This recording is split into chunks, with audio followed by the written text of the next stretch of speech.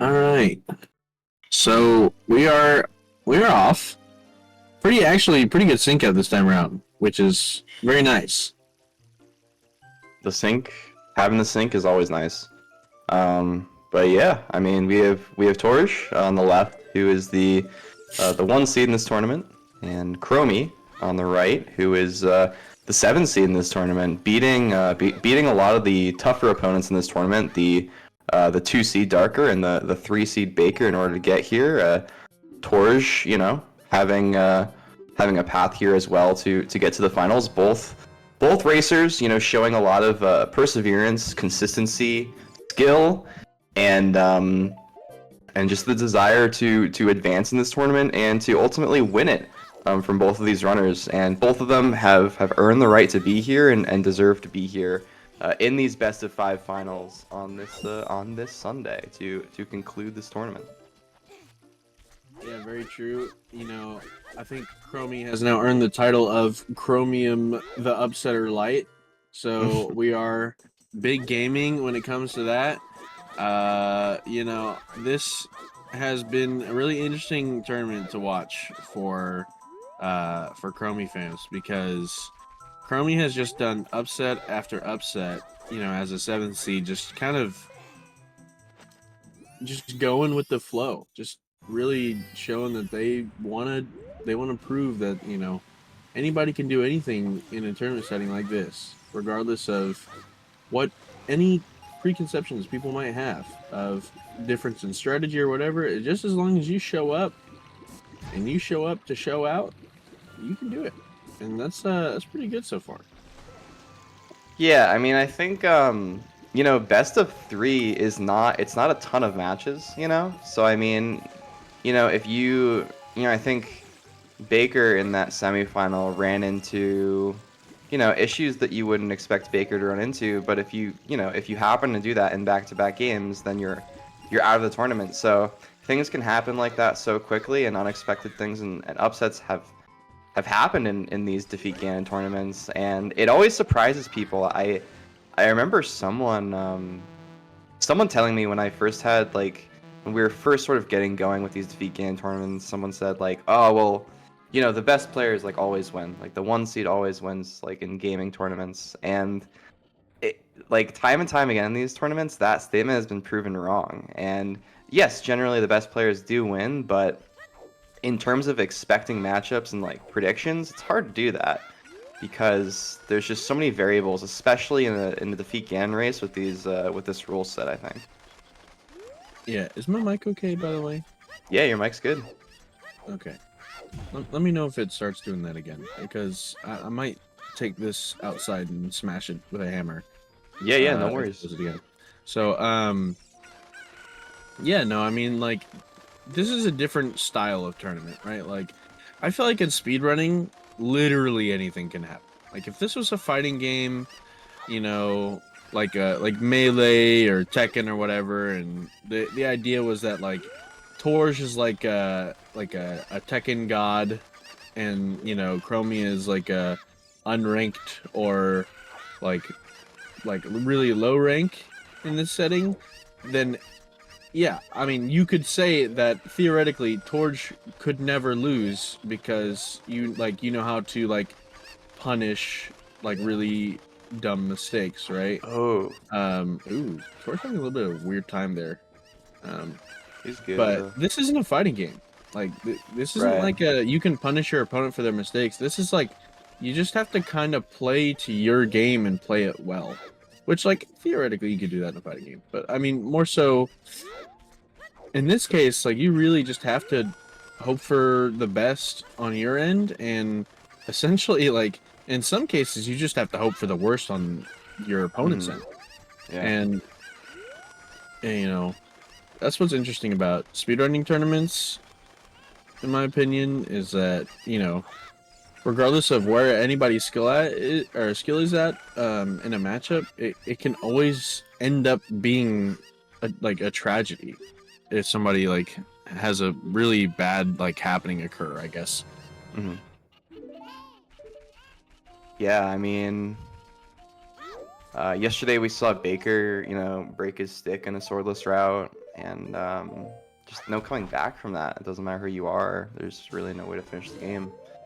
Um, but something that we've seen from Chromie, an area of time loss we've seen consistently in his runs, or in their runs, sorry, has been the first part, namely the west of Kakariko has been very, very tough for them, and we saw them, I think, get it like second try, but making time of day, so it's a really good thing. Although they're behind here, playing consistently and keeping up with Torje's pace so far. Yeah, so far Chromie is only, I'd say, like 30 to 40 seconds behind, It's something about like the that, best you right? can hope for in terms of the swordless versus sword, in terms of this first part. Having a little trouble with these last few Kakos here, though.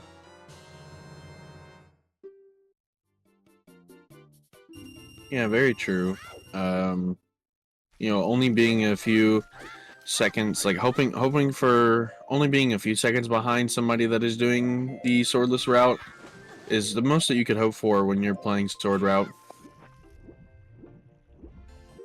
You know, but the difference between these two routes, in terms of a tournament setting, is that Torje getting Mido skip first try, very nicely done from Torje. The difference with the swordless route is that it is much more high risk, and I'd say like a medium reward for what it gives, but it does have a lot more pain points in the run. Like something could go wrong, Right. versus sword. Like sword, you could recover a lot of things. So, we're hoping for the best on Chromie's end here.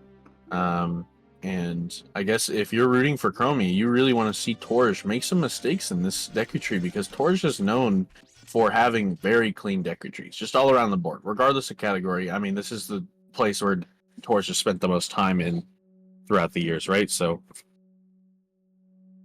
Yeah, certainly Kokiri Forest and Deku Tree, for sure.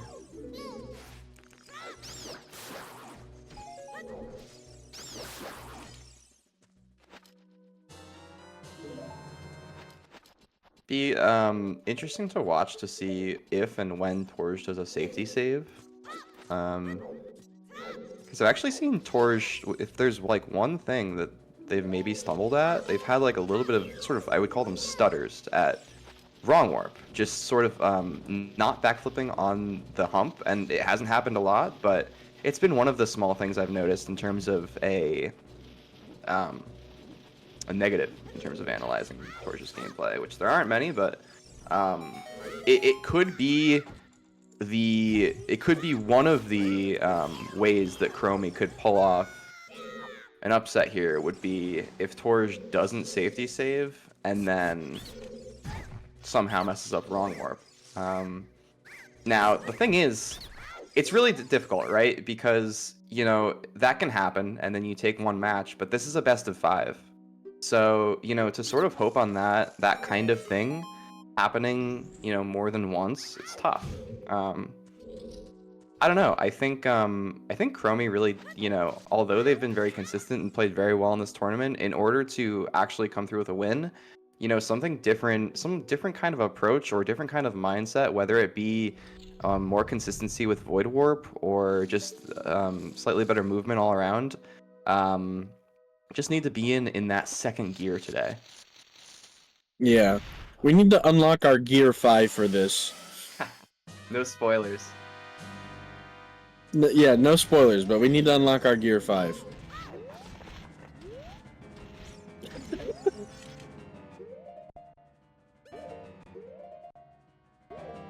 I haven't even seen One Piece, so I'm sorry. Nah, you're good. Both runners, though, just moving on along here. Chromie getting some resources before Scrubs, but here now, like I said, Torj so far hasn't made any mistakes.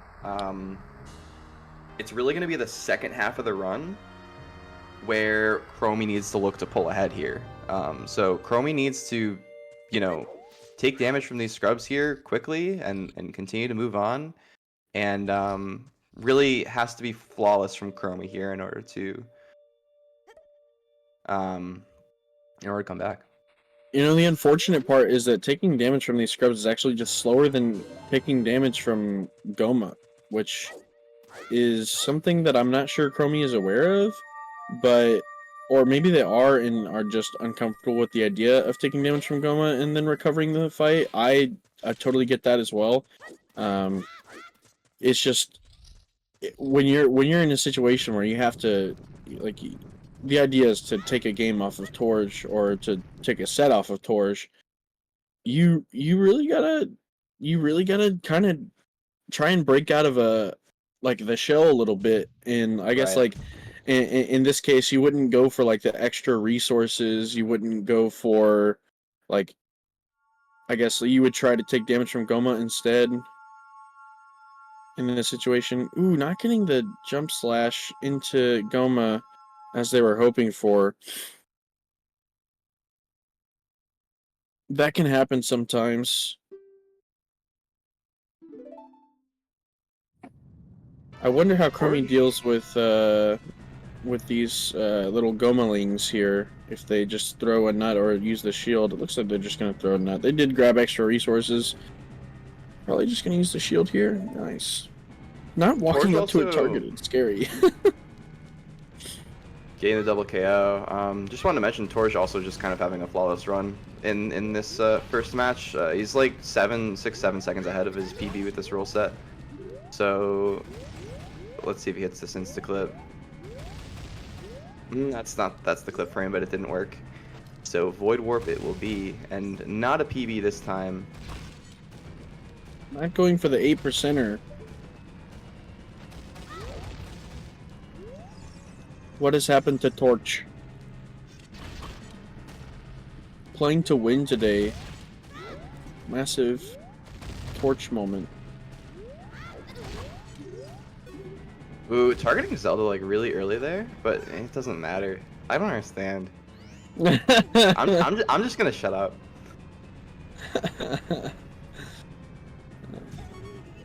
Hopefully my mic isn't clipping again. It kind of looks like it is. Is it? I think you're good. I haven't noticed anything. Okay.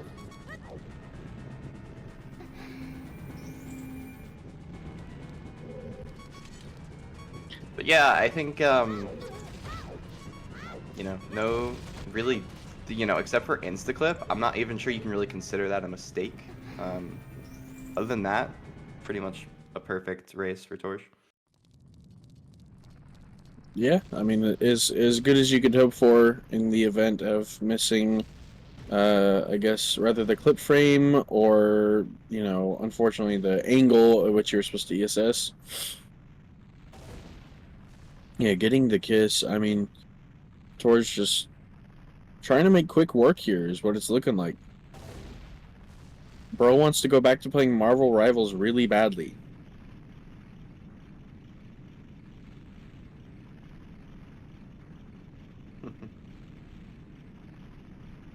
Wow, that is a terrible cutscene. Oh my goodness.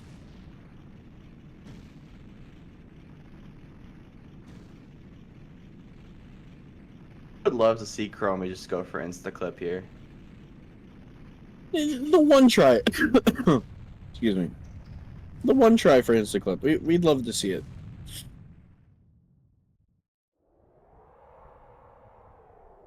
I would love to at least see Chromie hit like a clean Void Warp and you know, really finish this race strong. Oh no, I think they definitely can. Because I think that still you have, you know, after a race like this, you have a little bit of a dip in confidence just noticing how fast your opponent is and how clean they played in the first match. But also if you can finish the race, you know, if you finish and, you know, it's a good race and you know, you've done most of what you believe you can do, that's a confidence boost. So it sort of cancels that out. You know, if you just get crushed and you fail to finish, it's a different approach when you go into that second match. Yeah, finishing strong is definitely a big confidence booster. Regardless if you got like if you didn't win the match, having like a strong finish, like making it close in whatever way you can is always a really good way to like just boost your confidence so that you can reflect on the other things that you might not have done so great, but be like, okay, so I did good here. What can I do differently in this position to try and make something happen? Chromie, unfortunately, getting the wrong frame, or just dropping ESS. I couldn't tell which it was. I believe it was just dropping the ESS there, and opting to walk down the tower. This is definitely going to end up in Torje's favor because Torje is already at the second phase of Ganon, and Chromie still has to walk down the tower. So, we've seen a lot of crazy things happen in this tournament so far. But I don't know if Torje is gonna die to Ganon, so I'm not gonna bank on that one. Torje showing just the masterful movement under Ganon here, just barely making any movements underneath Ganon, other than just to shimmy the stick hitbox for the good ISG hits. I believe this is this gonna be the run of the tournament? Is this No, this is like a 16-25. He's got a 16-19 before. Or wait, no, it's not. It's not gonna be a 25. It's like a. Yeah, you sure about that? It's like a 20. It's like tied. It's like tied. Yeah. Literally tied with his fastest.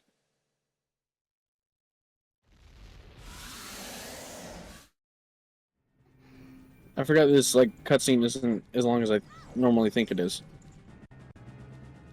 It's like only 22 seconds. All yeah, right. GG's to Torje in this first race.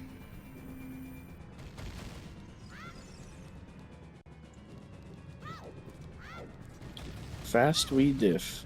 If you saw that cutscene earlier, you would know that it's not the fast we this time around, because that is not the cutscene RNG we're used to seeing from Torje.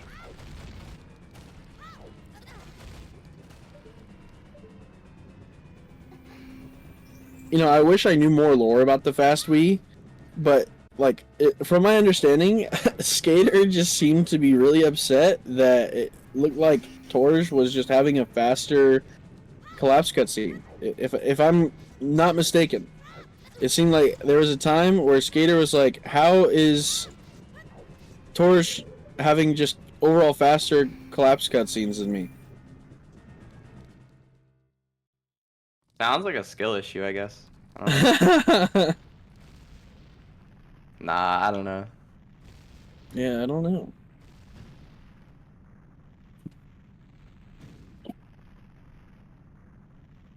Yeah, overclock the Wii. Yeah, Torje actually owns the Coca-Cola bear, and has him cool down the Wii.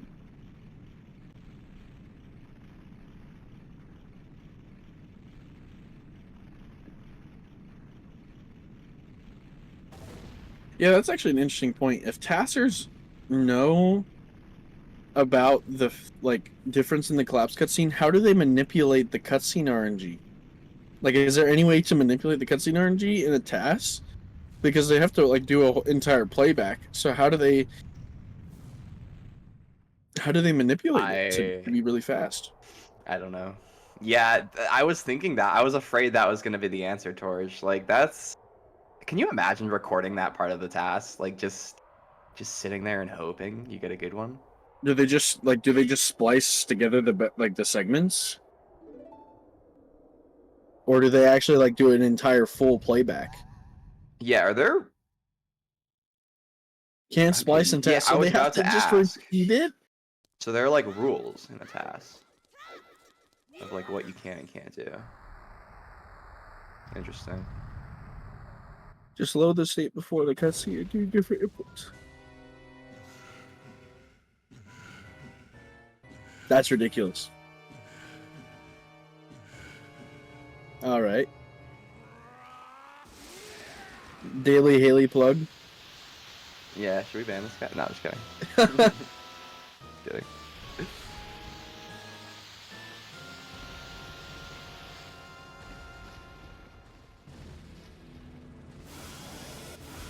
Alright, Chromie's gonna finish up Begins by you.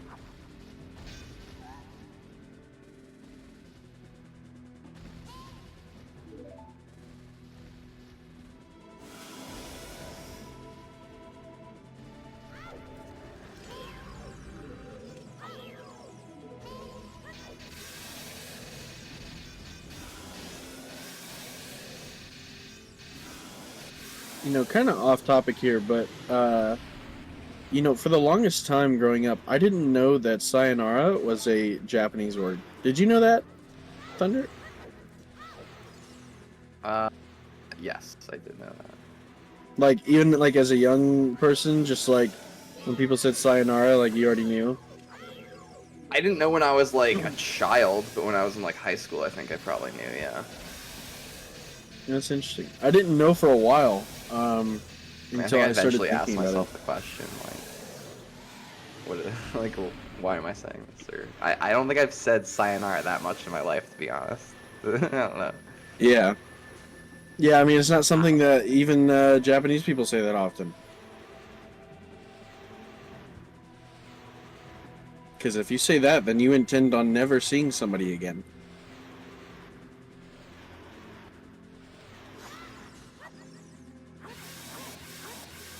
Chromie Wish finishing with my the never mind. 21-17. 21-17.